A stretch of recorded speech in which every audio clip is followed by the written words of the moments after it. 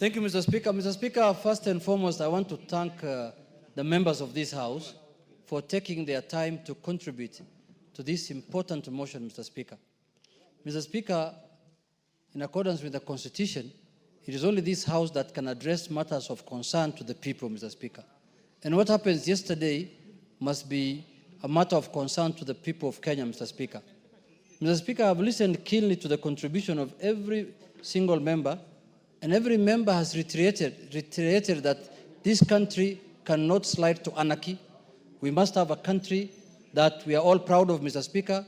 We must have a country that serves us all equally, irrespective of our religion, our race, our community, our tribe, our color, please, and all kinds of things.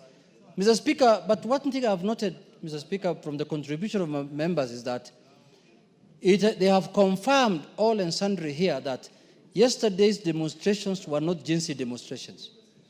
They were political demonstrations organized by politicians who are power hungry, who are impeached, and who want to come back to power through the back door, Mr. Speaker, and take this country to the dogs.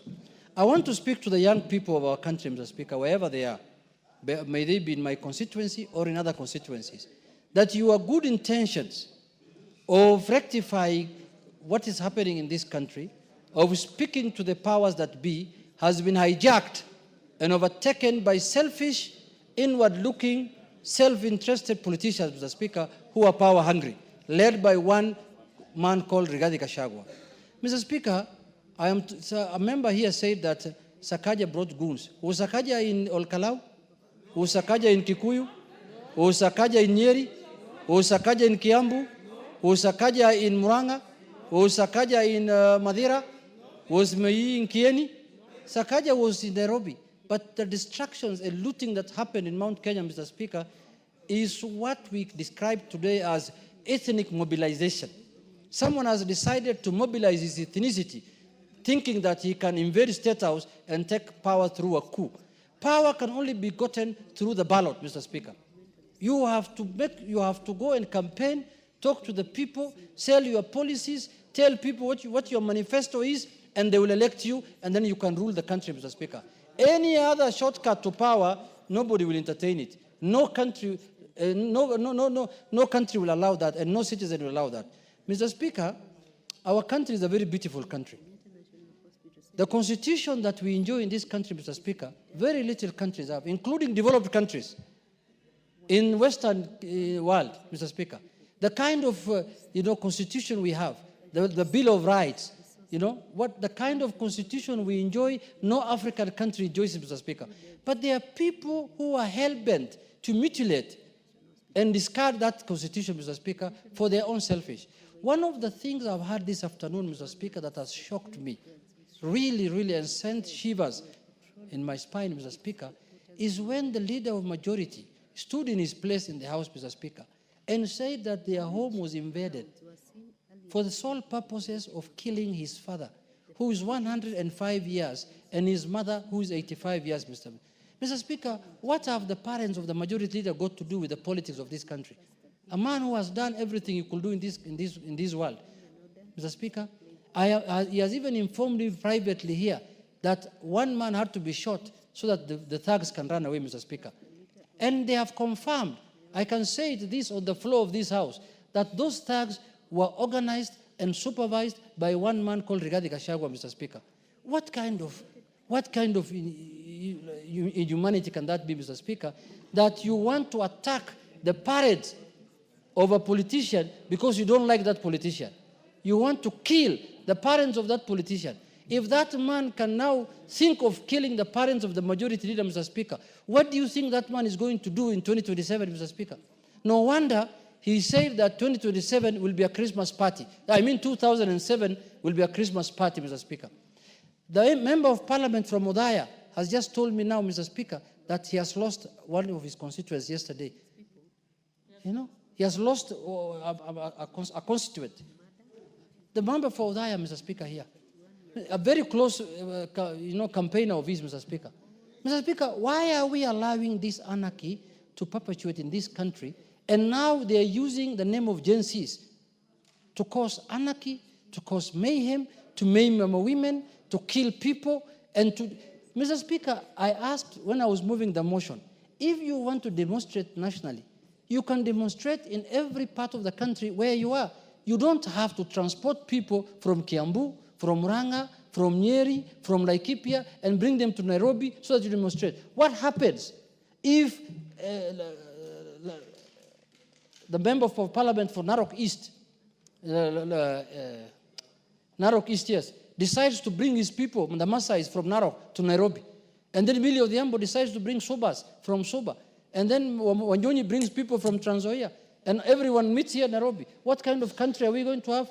So, Mr. Speaker, these are people, now I see them now walking around in the wards of Kenyatta Hospital today, saying that they are visiting young people that they brought to the streets so that they can be injured, they can be killed for no reason, Mr. Speaker.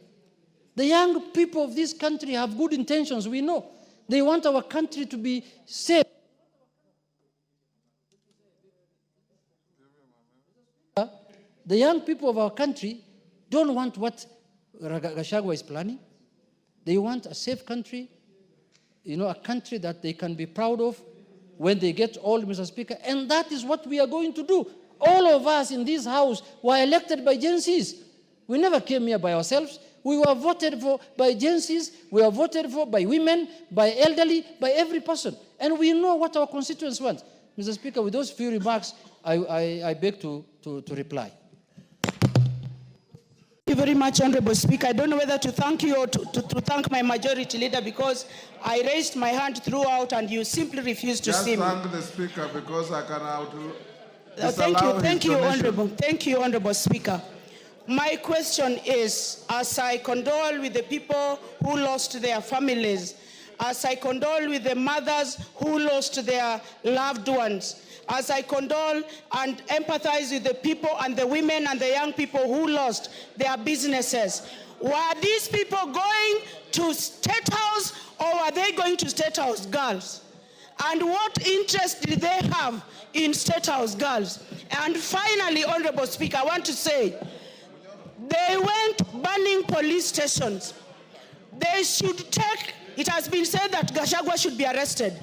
He should be arrested, be put up in a police station, and I will personally go and put that police station in flames so that it is destroyed forever. Then after that... Thank you, Mr. Speaker. Mr. Speaker, I want to extend my message of condolences to the families who lost their dear ones. Secondly, Mr. Speaker, I want to condemn the anarchy we saw yesterday in our streets. Mr. Speaker, my message is that these people, the sponsors who led actually in the demonstrations yesterday, Gen Zs have been saying that they are leaderless, but we saw leaders yesterday, former leaders, joining the demonstration. They should be punished, Mr. Speaker. Another thing, Mr. Speaker, is that the NCIC, what is their role currently in the country? We've seen a lot of and witnessed a lot of hate speech, but NCIC are quiet. They are supposed to come out and protect. Another thing, Mr. Speaker, is the IPOA. Criminals should not use IPOA as a way. Thank you, Honorable Speaker. Allow me to send a message of condolence to the people who lost their loved ones, and in a special way, Mama Brian Dongo from Olkalau. Honorable Speaker, having said that, this House must look at what happened yesterday like a timing bomb. There is clear disconnect between the Gen Z and the country leadership.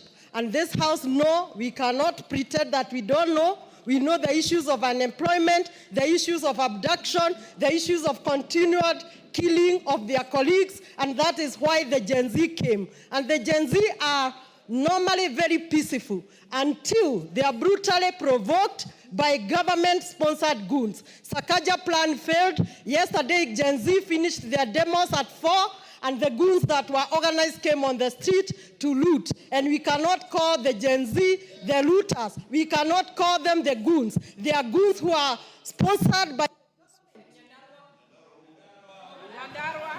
Yes, yes, Masara. Thank you, Mr. Speaker. Mr. Speaker, Migori has been the headquarter of demonstration. I thank the people of Migori because yesterday Migori was very quiet. Mr. Speaker, we have only one country. And those who are thinking they can ban this country, where will they be after the country is banned? I want to request each and every citizen that it is high time we sit down and agree that if it is power was there the other day. Power has left them less than 2 years, and they have started banning their own property. Mr. Speaker, I can say that moving forward, we are not going to blame Gen Zs. We'll talk to our young people and tell them, some of us, like me and Junet here, we're a product of civil society. From councillor to mayor to now MP and going to be the next governor of Migori. Young people, let you not be misused, let you not be go astray. You have a future. This country belongs to you after we have. Okay, Junet now.